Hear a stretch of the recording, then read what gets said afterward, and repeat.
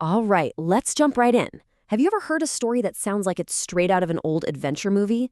Well, that's what we're talking about today. A massive hidden continent, one that's been right there all along, and it's completely changing the map of the world as we know it. So, you've probably seen some headlines about this, right?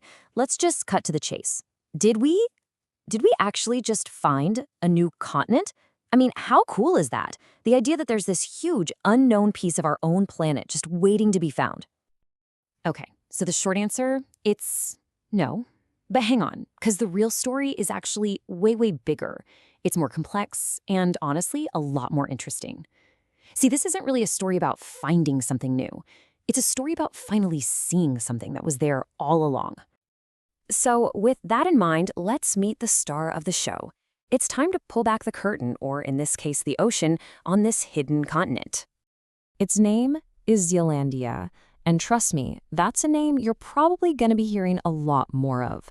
So let's get to know this mysterious underwater giant. And look, when I say giant, I really mean it. This isn't just a couple of islands or a small landmass. We are talking about a single huge piece of land. So big, in fact, that it absolutely deserves to be in the same club as the continents you learned about back in school. So, where's it been hiding this whole time? This is the wild part. Get this. A whopping 94% of it is underwater, buried beneath the Pacific Ocean. The only little bits that poke out above the surface are its tallest mountain peaks, which you might know as New Zealand and New Caledonia. And that right there, that's exactly why so many scientists are now saying, yep, this is it. This is Earth's eighth continent. It's not just a big island or what they call a microcontinent. No, it has the real geological chops to join the big leagues with Asia, Africa, the whole gang.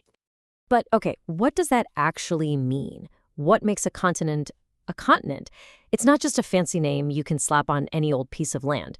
There's like a scientific checklist, a set of rules. So let's see if Zealandia actually makes the cut. All right, so the whole case for Zealandia really boils down to two key things. First, it's made of the right kind of rock. It has what's called continental crust, which is different from the stuff on the ocean floor. And second, it's all one big, connected piece with clear edges. It basically ticks the two most important boxes on that checklist. Let's dig into that first point a little more, the whole continental crust thing. Think of it like this. The Earth's surface has two main types of crust. The ocean floor is made of thin, dense rock, kind of like a heavy paving stone. Continents are made of thicker, lighter rock, more like a big block of wood. The fact that Zealandia is made of that lighter continental-style rock is the smoking gun. It proves it's not just a piece of the ocean floor, it's its own thing.